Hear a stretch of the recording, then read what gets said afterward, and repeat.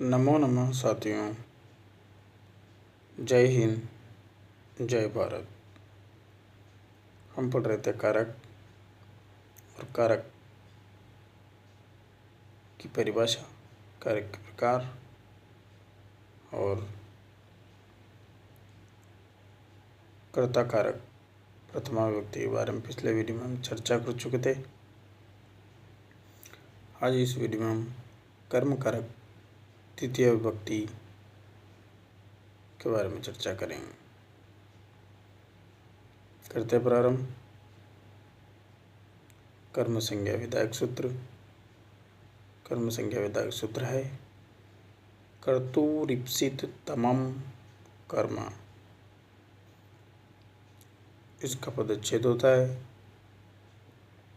कर्तुः ईप्सित तमम कर्म। इसकी वृत्ति होती है कर्तुः क्रियया आप्तुम इष्टतमं कारकम कर्म संज्ञम स्यात्।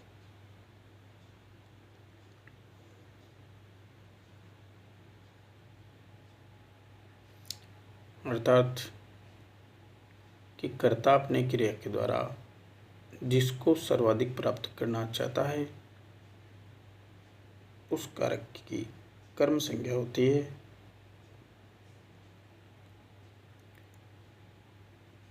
अर्थात क्रिया के द्वारा कर्ता की सर्वाधिक इच्छित वस्तु की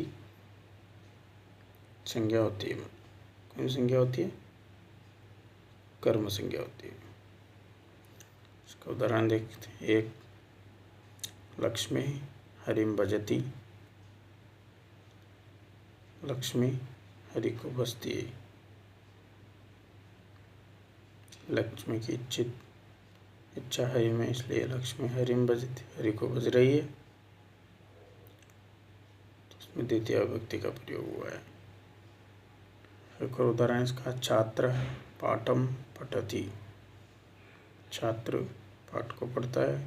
छात्र की इच्छित वस्तु पाठ है, इसलिए पाठ में द्वितीय विभक्ति हुई।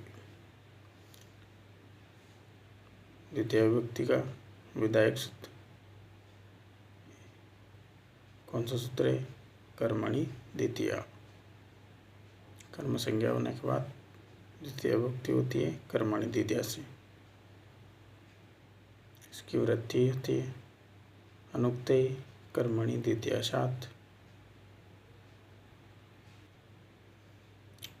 अर्थात जहाँ कर्म के अनुसार क्रिया आती है वह कर्म उक्त कर्म कहलाता है, और जहाँ कर्म के अनुसार क्रिया नहीं आती वह अनुक्त कर्म कहलाता है। और उक्त कर्म में कौन सी विभक्ति रहती है? प्रथमा। अनुक्ते कर्मणि द्वितीया स्यात्। अनुक्त कर्म। उदाहरण इसके, लक्ष्मी हरिम भजति। यह है द्वितीय विभक्ति का, और इसका जो कर्म है वह अनुक्त कर्म है, क्योंकि उक्तम कर्म में तो प्रथमा विभक्ति का ही प्रयोग होता है। तो ये कर्म था ईप्सित कर्म। एक कर्म और आता है इसमें अनीप्सित कर्म, जिसका सूत्र होता है तथा युक्तम च अनीप्सितम। इस सूत्र से ईप्सित के साथ साथ अनईप्सित की भी कर्म संज्ञा हो जाती है। इसका उदाहरण है सह ग्रामम गच्छन् तरणम स्पृशति।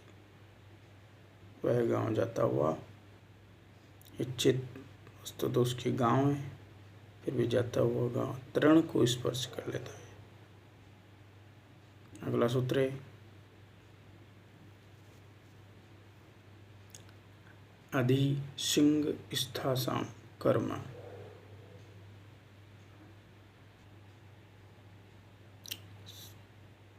सामान्यतः आधार की अधिकरण संज्ञा हो जाती है, किंतु यदि ये तीनों धातुएं सिंह स्था आस इन धातुओं के पूर्व में अधि उपसर्ग प्रयोग हो रहा है तो आधार की अधिकरण संज्ञा न होकर कर्म संज्ञा होती। सिंह धातु का उदाहरण है, सिंह धातु का अर्थ होता है सोना, और इसका उदाहरण है हरि वैकुंठम अधिशयते। अधिपूर्वक सिंह धातु के द्वितीय विभक्ति हुई है वैकुंठम में।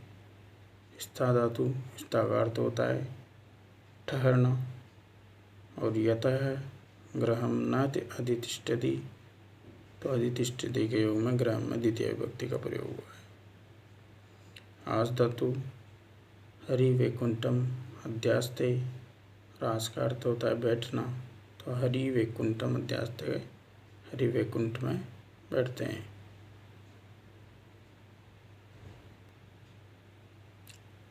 अगला सूत्र है उपान वध्यान वस। पदच्छेद होगा उप अनु अधि आंग वस। वृत्ति होगी इसकी उपाधि पूर्व से वस्ते आधारा कर्म संज्ञा स्यात्। क्या कहता है सूत्र कि आधार की अधिकरण संज्ञा होती है, किंतु यदि वस धातु के पूर्व उपयुक्त चारों जो धातु हैं इनका प्रयोग होता है तो आधार की अधिकरण संज्ञा नहीं होकर कर्म संज्ञा होगी। उदाहरण इसके हरि वैकुंठम उपवसति और हरि वैकुंठम आवसति। इस प्रकार से ये उपसर्ग पूर्वक वस धातु का जो प्रयोग हो रहा है वहाँ पर कर्म संज्ञा होगी। तो इस वीडियो में हमने द्वितीय विभक्ति के बारे में चर्चा की। अभी इसके और उदाहरण और सूत्र बाकी है, वो अगले वीडियो में देखेंगे। जयतु संस्कृतम, जयतु भारतम।